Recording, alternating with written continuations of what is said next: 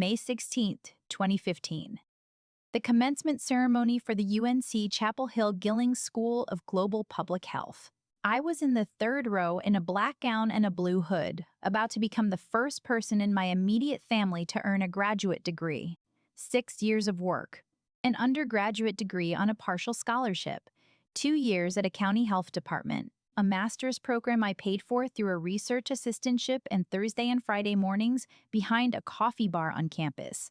A thesis on disease surveillance methodology that my advisor called, when I defended it, the most operationally complete piece of student work I have reviewed in 14 years. My family was not there. They were at a steakhouse in Fayetteville, 3 hours away. My sister Petra had been promoted to assistant store manager the week before. There was a cake with her name on it. There was a Post-it note on a $50 Walmart gift card waiting for me on the kitchen counter when I got home. 10 years later, I walked onto a stage in Raleigh in front of 340 people. My parents were in the third row. Nobody told them I was the keynote speaker. Nobody told them because nobody in my family had thought to look. My name is Delia Vance. I am 32 years old. I am the founder and director of the Carolina Early Warning Network, a statewide disease surveillance infrastructure that has been cited in federal CDC guidance and recognized with a National Public Health Innovation Award. I have published 14 peer-reviewed papers. I have testified twice before state legislative committees. And I have been asked by an organization my graduate program director once described as the room you want to be standing in when you've done something that matters, to be the person who stands at the front of that room and speaks. This is the story of the 10 years between the Post-it note and the podium. It is not a story about revenge. It is a story about what happens when you keep building long after the people who were supposed to be watching have stopped looking, and what happens when the building becomes too large to ignore. I want to start at the graduation because the graduation is where everything actually starts. Not the phone call before it, not the gift card after it. The ceremony itself. The specific experience of walking across a stage to receive something you have spent 6 years earning in a room full of families who came from places much farther than 3 hours away, with no one in the audience who belonged to you.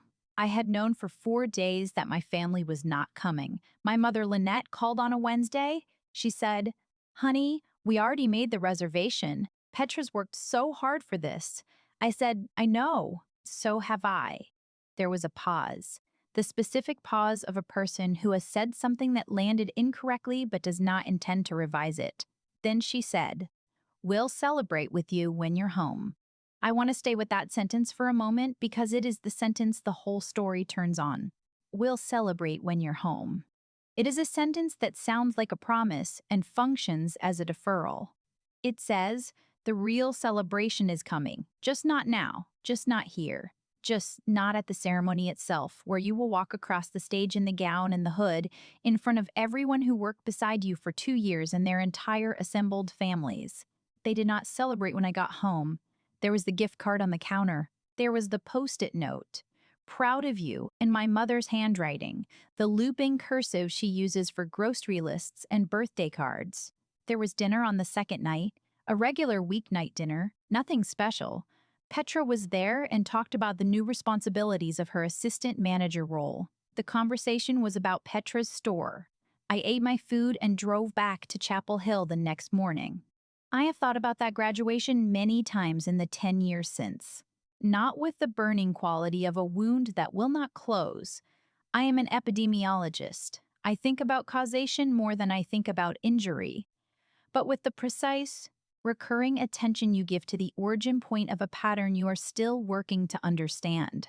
The graduation was not an isolated incident. It was the moment the pattern became impossible to read as anything other than what it was. Let me tell you about Roy and Lynette, because I want to be accurate about them. My father is not a cruel man. He has worked at the same freight logistics company for 31 years. He has maintained a house and raised 2 children and paid his bills and made his truck payments and shown up, consistently, to the things he understood as important. The problem is not that he is a bad person. The problem is that he made a series of small, consistent choices about which of his daughters' lives deserved his full attention, and never examined those choices because they never cost him anything. He describes public health as government work. He says it with a tone that makes it sound like a character flaw, as though choosing to work in disease surveillance rather than freight logistics represents some deficit of practical ambition. He asked about my benefits package when I called to tell him I had been hired as an epidemiologist. He said, "Good stuff," when I testified before the state legislature. He drove 4 hours to attend the opening of Petra's remodeled storefront and posted 6 photos. My mother Lynette is, in the precise sense of the word, the logistical villain of this story. She is the one who makes the reservations, buys the cakes, organizes the gatherings, keeps the family albums. She is the family's memory keeper. She is also, therefore, the one who decided which events got a reservation and which got a post-it note. She did not decide this consciously. I want to be very clear about that. She did not sit down and evaluate her 2 daughters and conclude that one deserved a cake and one deserved a gift card. She simply organized the family's attention around the template she had always used. And the template had Petra at the center. And she never examined the template because the template had never been challenged. She has a Facebook photo album called Our Family. I have counted 47 photos of Petra, 9 of me. 3 of those 9 are from before I was 12. And then there is Petra, my younger sister who is good at her job, genuinely, not as a footnote.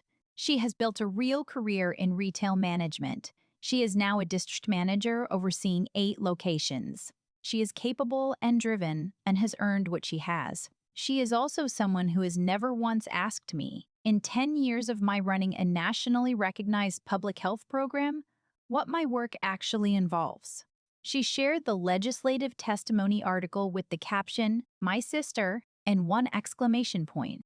She attended the conference on a work continuing education ticket and did not know I was speaking because no one in my family knew enough to tell her, and she did not think to look at the program she had been sent. This is the shape of the thing. Not malice, not calculation, just the accumulated effect of a family that organized its attention in one direction and never looked in the other one long enough to see what was growing there. I went back to Chapel Hill the morning after the kitchen counter dinner. I sat in my car outside my apartment for a few minutes before I went inside. I was still wearing my regalia. I had not wanted to take it off in the parking lot because I had not worn it in front of anyone who mattered to me, and taking it off in a parking lot felt like a concession I was not ready to make. So I drove 3 hours in my graduation gown and I sat outside my apartment and I thought about what the next 10 years were going to look like. I did not decide, sitting in that car, to build something large enough that my family would have to eventually notice it. I want to be precise about this, because the story is tempting to tell as a deliberate long game, a 10-year plan, a patient accumulation of credentials designed to culminate in a specific public moment. That is not what happened. What happened is that I had work to do, and the work was real, and I did it. But I will not pretend that the graduation had no effect on the direction of the doing. A 22-year-old woman who has just been handed a post-it note on the night she earned her master's degree will find, when she sits down to work the next morning, that she has a very clear picture of the world she is building toward, and a very clear picture of what it will look like when it is large enough that no one can mistake it for something modest. I was hired in August 2015, 3 months after graduation, as a junior epidemiologist at the North Carolina Division of Public Health. Salary $52,000. I called home to tell my parents. My father asked about the benefits. I told him. He said, "That's not bad." He told me to drive safe. I said I would. I hung up and went back to work. I want to describe what epidemiology actually is, because I think it matters for the story. Epidemiology is the study of how disease moves, how it spreads, through which populations, through which channels, at what rates, and with what consequences. An epidemiologist is, in the most essential sense, someone who tracks what is coming before it arrives. We look for the signal in the noise. We look for the pattern that tells us that something is moving through a community before the community knows it is being moved through. We look, in other words, for the early warning. I find this meaningful in ways that extend beyond the professional. I have spent 10 years getting good at reading the early signal and identifying the pattern before it becomes the outcome. I was doing this professionally before I fully understood that I had been doing it personally for much longer. I read the signal at the graduation. I understood the pattern it confirmed. I decided what to do with the data. In 2017, I was promoted to epidemiologist, salary $61,000. Roy said, "So it's government work." I said, "It's epidemiology, Dad." He said, "Right, government work." Good benefits, though. I stopped explaining what I did. I started, instead, doing more of it. In 2018, I began developing the concept for what would eventually become the Carolina Early Warning Network. I will describe it simply. It is a real-time disease surveillance infrastructure that pulls from emergency department data, laboratory networks, and syndromic monitoring systems across North Carolina to identify emerging health threats earlier than traditional passive surveillance allows. It is not a theoretical exercise. It is a functioning system that, during the COVID-19 pandemic, provided the governor's office with early signal data that informed 4 separate emergency health reports. It has been cited in federal CDC guidance as a model for state-level surveillance infrastructure. It was built on evenings and weekends, beginning with a grant proposal I wrote at my kitchen table, funded at $1.4 million by the CDC in 2019. I wrote the first draft of that grant proposal in the same apartment where I had once sat in my graduation gown and looked at the wall. The gown was still on the back of the closet door. I have never moved it. I do not keep it there as a reminder of injury. I keep it there the way you keep the site drawing of the first building you designed, as documentation of where the work began. In 2019, the network launched. Roy posted a photo of Petra at her newly promoted store with the caption, "Couldn't be more proud of this young woman. Manager at 24. She works harder than anyone I know." 12 people commented. He replied to every comment. He did not post about my promotion to senior epidemiologist, which had occurred 6 weeks earlier. He did not post about the network launch. I noted this the way I note all data, without judgment, without revision, with the specific discipline of someone who has learned that accurate observation is more useful than wishful thinking. Between 2020 and 2022, the network operated through a pandemic. I will not dramatize this, because the work speaks for itself, and because the people who understand what it means to run a public health surveillance infrastructure during a novel respiratory pandemic do not need me to tell them what those 2 years were. I will say only this: the system we had built did what we built it to do. It saw things before they fully arrived. It gave decision makers time. That is the whole job. And in those 2 years, it did the whole job. In 2022, I testified before the North Carolina House Health Committee on early disease surveillance funding. My testimony was covered by 2 state news outlets. My department director sent the articles to my parents. Roy texted me, saw the article, good stuff. I looked at those 3 words for a long time. I thought about the calibration required to read 2 news articles about your daughter testifying before the state legislature and produce 3 words in response. I did not respond that day. I called the following Sunday, as I always do. We talked for 7 minutes. He asked about the weather in Raleigh. I told him it had been mild. He said that was good. That same week, he drove 4 hours to Petra's store for the opening of a remodeled storefront. He posted 6 photos. I want to say something about what I did not do, because it is as important as what I did. I did not call my father to tell him he had failed me.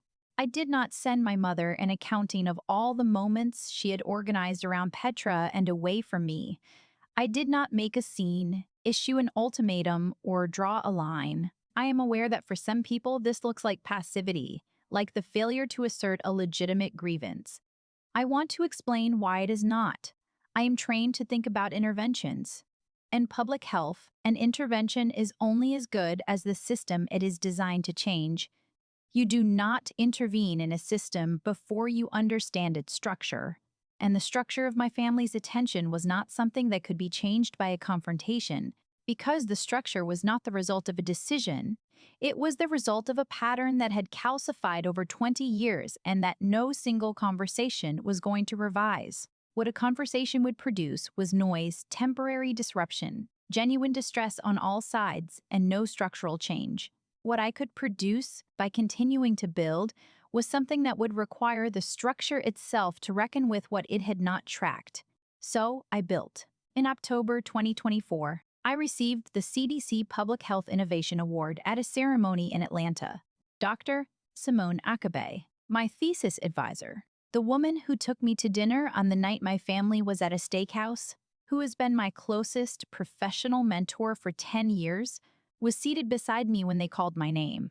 She has never once said anything unkind about my parents. She has simply been present consistently and without calculation at every moment that mattered, which is its own kind of statement. I did not tell my parents about the CDC award. I had stopped telling them about things years earlier, not as a punishment, but as an accurate response to the data. I knew how the news would land. It would land the way good stuff lands, the way government work lands, the way 4 words in a text message land after state legislative testimony. I had stopped generating that kind of landing. It was not worth the cost of the disappointment. In December 2024, I received the invitation to deliver the keynote address at the North Carolina Public Health Association Annual Conference, May 9, 2025. The conference program listed my name, my title, and a 200-word biography. The biography mentioned the CDC award, the legislative testimony, the 14 publications, and the Carolina Early Warning Network by name. The program was posted to the conference website in February 2025. It was available to anyone who looked. My parents did not look. In April 2025, my mother called. She said Petra had a work continuing education ticket to the conference. She asked if I would look out for her.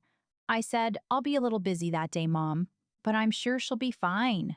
My mother said, "Oh, is it a big event?" I said, "It's the annual conference. There are a few hundred people." She said, "Oh, are we invited?" I said, "It's open to the public. I'll leave your names at the registration desk." I want to be exact about why I left their names at the desk. It was not strategy. It was not arrangement. It was not the careful orchestration of a moment designed to land in a specific way. It was an open conference. They were my parents, and I left their names because it was the ordinary thing to do. If they came, they would see the work. If they did not come, that would also be data in the long column of data I had been keeping for 10 years. They came. May 9th, 2025, the Raleigh Convention Center. 8:50 a.m. Roy and Lynette arrived and collected their name badges from the registration desk. They had never been to a professional conference. They found seats in the 3rd row. Lynette prefers not to sit too far back. A volunteer handed them each a printed program at the door. Lynette put hers in her lap. She did not open it. Petra arrived at 9:02 a.m. and found a seat 12 positions to their left. She saw her parents. She waved. She sat down and began checking her phone. My division colleagues arrived together, 11 of them, the people who built the network with me, who wrote the grants and ran the data and staffed the emergency lines during the pandemic, and sat in the same conference rooms I sat in for 10 years, working on a problem that most people outside our field could not fully visualize until it was already upon them. They found seats in rows 2 and 3. They had known I was the keynote since December. Several of them cried when I told them. Dr. Simone Achebe was in the front row.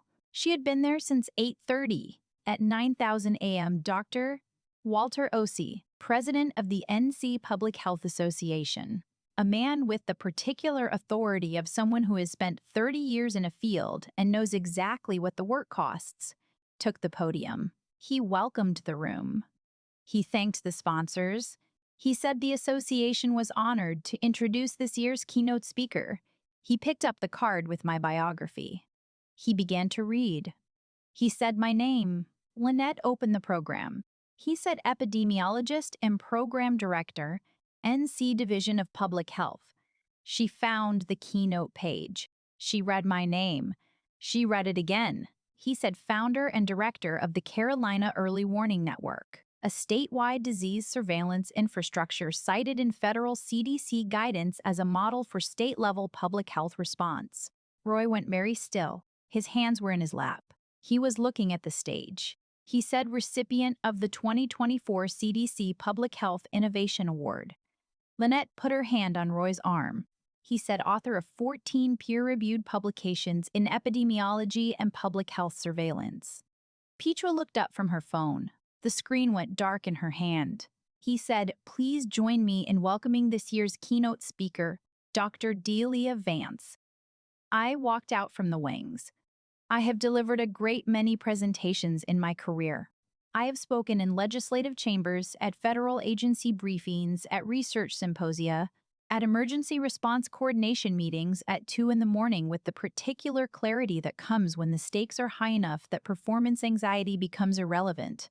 I know how to be in front of a room, but I will tell you the truth about the 11 steps between the wings and the podium at the Raleigh Convention Center on the morning of May 9th, 2025. I counted them. I had been counting them in some version of my imagination for 10 years. I reached the podium. I looked at the room, 340 people, my colleagues in rows 2 and 3. Dr. wrote, a KB in the front row and in the third row center. My mother with her hand still on my father's arm and the program open in her lap. And 12 seats to the left, my sister holding a phone that had gone dark. I looked at the room the way I look at any data set before I begin the analysis, as a complete thing with all its components present, none of them edited out. Then I began. My keynote was titled, What We See Before It Spreads, a Decade of Early Warning Infrastructure in North Carolina. I spoke for 41 minutes. I described the architecture of the system, how it draws from emergency department feeds and laboratory networks and syndromic data points and synthesizes them into an actionable signal picture that a state health department can actually use. I described the pandemic years, not with drama, but with the precise, clinical language of someone reporting on what the system did and what it produced, and what it made possible for decision-makers who needed time and were given it. I described what it means to build something in a field where the success condition is, essentially, that nothing bad happens, where you win not by producing a dramatic positive outcome, but by producing a negative space where the bad outcome was supposed to be and isn't. I talked about the 14 publications. I talked about what we still do not know, which is in many ways the more important part of any scientific talk, the honest accounting of the limits of current knowledge and the direction of the work that remains. I talked about the researchers I trained, the staff who built the network with me, the collaboration of dozens of institutions across the state whose cooperation made the data sharing possible. I did not talk about my family. I did not look at my father specifically. I delivered the keynote I was invited to deliver on the work I had spent 10 years building to the room that had always been the right room for it. When I finished, the room applauded. Dr. Stoddard, a Sheba, stood first. She was on her feet before the sound had fully registered. Not as a performance, not as a statement directed at anyone in the third row, but as the specific and deliberate act of a mentor who has known the full shape of this story since the morning of May 17, 2015, when I called her from the road between Fayetteville and Chapel Hill and told her, very quietly, that I was driving back and that the celebration had been fine. She knew what fine meant. She has always known what fine meant. The 11 colleagues from my division rose next.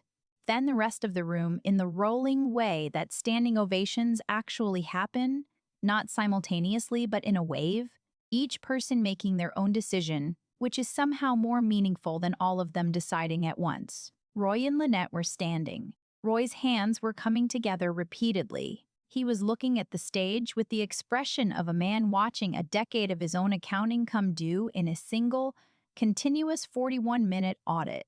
I have thought about what that expression looked like, and I have arrived at the closest description I can find. It was the expression of someone who suddenly understands that the map they drew was missing an entire continent. Not shame exactly, not grief exactly, the specific disorientation of a person who believed they knew the full shape of a thing and has just been shown that they did not. Lynette was crying. Not loudly, her hand was over her mouth, and she was looking at the stage the way people look at something they almost miss the significance of. And the understanding of how close the missing was is arriving in real time, and there is nothing to do with that understanding except let it land. Petra was standing. Her phone was still dark in her hand. She was looking at me with an expression I had never seen on her face before and that I have spent 3 weeks trying to name accurately. It was not guilt, though there was something in it adjacent to guilt. It was not pride, though there was something in it adjacent to pride. It was the expression of someone who is understanding, for the first time, that they have been standing next to something for 10 years and have never once looked at it directly. And now that they are looking, the scale of it is not what they had assumed. After the keynote, during the break, Roy found me near the coffee station. I saw him coming. He said, they didn't tell us you were the speaker. I looked at him. I said, the program's been online since February, Dad. He said, Dalia, that was we didn't know. He said it again, we didn't know. I said, I know, Dad. I picked up my coffee. I had 3 more sessions to moderate. I told him I needed to get back inside. I excused myself. I walked back into the ballroom. I want to tell you what that walk felt like, because I think it is the most important part of the story, and it is the part that is hardest to describe accurately without sounding like something it was not. It was not triumph. It was not the satisfaction of a long-held score finally settled. It was the specific, quiet clarity of a person who has been carrying a weight for 10 years and has just been shown, by the simple mechanics of a room and a microphone and a biography read aloud, that the weight was not hers to carry anymore. She put it down, not dramatically, not with a speech. She just set it on the floor near the coffee station and walked back into the ballroom to do her job. That evening, Lynette called. She was still audibly emotional. She said, I didn't know, Delia. I didn't know any of that. I said, I know, Mom. She said, why didn't you tell us? I was quiet for a moment. Then I said, I did tell you, Mom. You just didn't ask the follow-up questions. She was quiet for a long time. Then she said, I'm sorry. I said, I know. I did not say it's fine because it was not fine. Not precisely. I said, I have an early call tomorrow. I'll talk to you this weekend. Roy did not call that evening. He sent a text. It said, I'm proud of you. I should have said it a long time ago. I read it. I sat with it. I did not respond that night. The following Sunday, I called home. Roy answered. We talked for 22 minutes, which is longer than we have talked in years. For the first time in my memory, he asked what the Carolina Early Warning Network actually does. Not in the way he asks about benefits, in the way a person asks about something they are genuinely trying to understand. I told him, I described the data architecture, the way the signals feed in from different sources, the way the system distinguishes noise from early warning, the specific value of catching something 14 days before it would have been caught by traditional surveillance. He listened. He asked a follow-up question. I answered it. He asked another. He did not say government work. He did not ask about the benefits package. He listened for 22 minutes to what his daughter actually does. It is not forgiveness exactly. I want to be honest about that. Forgiveness implies a reckoning with specific debts, and I am not in the business of keeping ledgers. I am in the business of tracking systems, and the system of my family is not one I expect to change completely. But something in it shifted on May 9th, 2025. Something that had been static for 10 years moved. I do not know yet where it will settle. I am, by training and by disposition, someone who watches things develop over time before drawing conclusions. I will watch. I will see. Petra texted separately, 2 days after the conference. She said, I had no idea. I'm sorry I never asked. I read it twice. I responded, I know. We can talk sometime. I meant it. I am in no hurry. I have learned through a decade of building something one grant and one publication and one data point at a time that the best outcomes are not the fastest ones. They are the ones built on the right foundation at the right pace with the right materials. Impatience is for people who have not yet learned to trust the process. I still have the gown. It is still on the back of the closet door. I left it there the night of May 16th, 2015, because I had not worn it in front of anyone who mattered to me, and taking it down felt like a concession I was not ready to make. For 10 years, it has hung there. I have walked past it thousands of times on my way to work in the morning. I have looked at it the way you look at the beginning of something, not with sentimentality, but with the specific orientation of a person who knows that everything they built came from the choice they made at the start, and who wants to keep the start visible. I do not plan to move it. It is not a wound anymore. It is a document. I have been asked since the conference whether I planned it, whether leaving their names at the registration desk was the culminating move in a decade of strategic positioning. I understand why people ask. The shape of the story lends itself to that reading, but the answer is no. Not because I am too humble to claim the design, but because the truth is more interesting than the design. The truth is that I kept doing the work, and the work grew, and the room the work required turned out to be a room my parents were sitting in. I did not arrange that. I just kept going, and eventually the building was large enough that when they finally looked up, they were already inside it. That is what 10 years of compounding looks like when you choose to build instead of argue. It looks like a biography read slowly into a microphone in front of 340 people, while the two people who missed the beginning are sitting in the third row hearing it all for the first time. They were at a steakhouse when I crossed the stage. They were in the third row when 300 people stood up.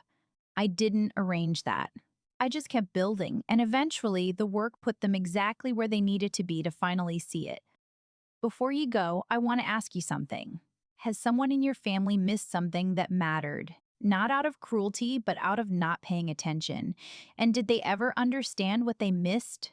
And when they finally did, how did you decide whether to let them back in? Leave it in the comments. I read every one. And if this story found you somewhere you recognize in that space between what you were given and what you built without it, please subscribe. We tell these stories every week because the people who kept going deserve to have the going documented. Your being here is what makes it possible.